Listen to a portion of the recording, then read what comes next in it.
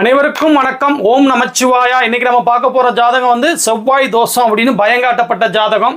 இந்த மாதிரி நிறைய நடக்குதுங்க. செவ்வாய் தோஷம், ராகு தோஷம், கலத்திர தோஷம், அதுக்கப்புறம் பார்த்தீங்கன்னா ராகு கேதுக்குள்ள கிரகங்கள்லாம் அரெஸ்ட் ஆகிட்டுன்னா கால சர்ப்ப தோஷம், இந்த மாதிரி நிறைய தோஷங்கள் வந்து இருக்குதுன்னு சொல்லிட்டு பண்ணுவாங்க. அதெல்லாம் வந்து எந்த அளவுக்கு வந்து உண்மை அப்படிங்கிறத வந்து நம்ம தான் வந்து கொஞ்சம் ஜோதிட நாணத்தோடு அணுகணும். பாவத்துவமாக அந்த கிரகங்கள் இருக்குதா, திருமணம் ஆகக்கூடிய வயசில் நடப்புக்கு தசா வருதா, இதெல்லாம் ரொம்ப முக்கியம். செவ்வாய் வந்து லக்னத்துக்கு 2, 4, 7, 8, 12ஆம் இடங்களில் இருந்தாலே செவ்வாய் தோஷம் அப்படின்னு வந்து எடுத்துக்கிட்டா அது வந்து முட்டாள்தனம். அதுக்கு நிறைய விதிவிலக்கு இருக்குது. இந்த ஜாதகமும் ஒரு விதிவிலக்கு.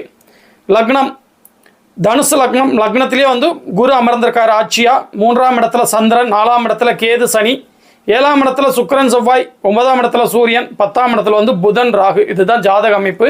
இந்த ஜாதகப்படி பார்த்தீங்கன்னா அதிக சுபத்துவமான கிரகம்னு பார்த்தீங்கன்னா செவ்வாய் தான் அதிக சுபத்துவமான கிரகம்.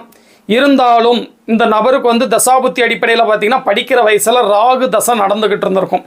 ராகு தசை என்ன இருந்தாலும் ஒரே நேரத்தில் சனி செவ்வாய் பெற்று பாவத்துவ அமைப்புகளில் இருக்கிறதுனால 2ஆம் நிலை சுபத்துவம் சொல்லக்கூடிய புதன், பௌர்ணமி சந்திரன், அதாவது வந்து ஆவணி அவிட்டம் சொல்லக்கூடிய பௌர்ணமி அன்னைக்கு பிறந்த ஜாதகம். அந்த பௌர்ணமி சந்திரன் அதியோகத்தில் உச்ச நிலைமையில் உள்ள புதன் தான் வந்து 2ஆம் நிலை சுபத்துவங்கிற அடிப்படையில் ஐடி ஃபீல்டில் வேலை பார்த்துட்டு இருக்காரு. நல்லா தான் இருப்பார். இந்த ஜாதகத்துக்கு வந்து திருமணத்துக்கு வந்து கேட்டு வந்தாங்க. திருமணம்லாம் முடிஞ்சிருங்க. ஆனால் வந்து கொண்டு வந்த பொண்ணோட ஜாதகம் பொருந்தலை. ஆனால் திருமணம்லாம் வந்து முடிஞ்சிடும். குரு திசையில் இப்போ நடந்துகிட்டு இருக்கு. பார்த்தீங்கன்னா சூரிய புத்தி நடந்துட்டு இருக்குது. சூரியனுக்கும் குரு தொடர்பு இருக்குது.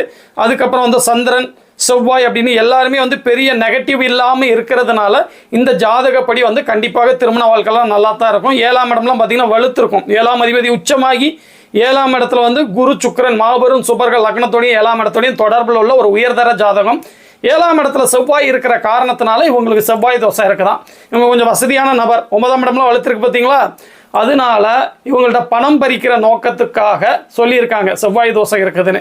என்கிட்ட வந்து கன்சல்டிங் வந்தாங்க. செவ்வாய் தோஷம்லாம் கிடையாதுங்க. இவர் பிறந்தது சதயம் 1ஆம் பாதம், அவிட்ட நட்சத்திரம் முடிஞ்ச உடனே அவர் பிறந்திருக்காரு. செவ்வாய் தோசை லைஃப்பில் வரவே செய்யாது. மறுபடியும் செவ்வாய் தோஷத்துக்கு நீங்கள் பயப்படணும். செவ்வாய் வந்து சுபத்துவமாக இருக்காருங்க. ஒரே நேரத்தில் குரு சுக்கிர தொடர்பில் சுபத்துவமாக உட்காந்துருக்காருங்க. செவ்வாய் நல்ல கேந்திர பலத்தில் நல்லா வீடு கொடுத்தவங்க உச்சங்கிற வடிமையில் சிறப்பான ஜாதகங்க. இதுக்கு எப்படிங்க செவ்வாய் தோசை வேலை செய்ய? அப்படிலாம் வேலை செய்யாதுங்க. இதெல்லாம் பணம் பறிக்கிற நோக்கத்தோடு சொல்கிறது. அப்படிலாம் பொத்தாம் பொதுவாக லக்னத்தோட 2, 4, 7, 8, 12ஆம் இடங்களில் இருந்தாலே செவ்வாய் தோசை அப்படிலாம் எடுத்துக்கிடக்கூடாது. இல்லைங்க பொண்ணு வீட்டில் அவங்களே வந்து நெட்டில் போட்டு பார்த்து சொன்னாங்க அப்படின்னாங்க. ஆமாங்க, அவங்களே பார்த்து சொல்கிற அளவுக்கு ஜோதிடம் ஈஸி தான். ஒவ்வொருத்தங்களும் ஆயுள் காலம் வரைக்கும் படித்தா கூட இதில் உள்ள சில நுணுக்கமான விதிகளை வந்து தெரிஞ்சுக்கிட முடியல. இவங்க வந்து நெட்டில் போட்டு பார்த்தாங்கன்னா 7ஆம் இடத்துல செவ்வாய் இருந்தவனே செவ்வாய் தோஷமா. இந்த மாதிரி ஒரு நிலைமையில தான் இப்போ ஜோதிடம் இருக்குது.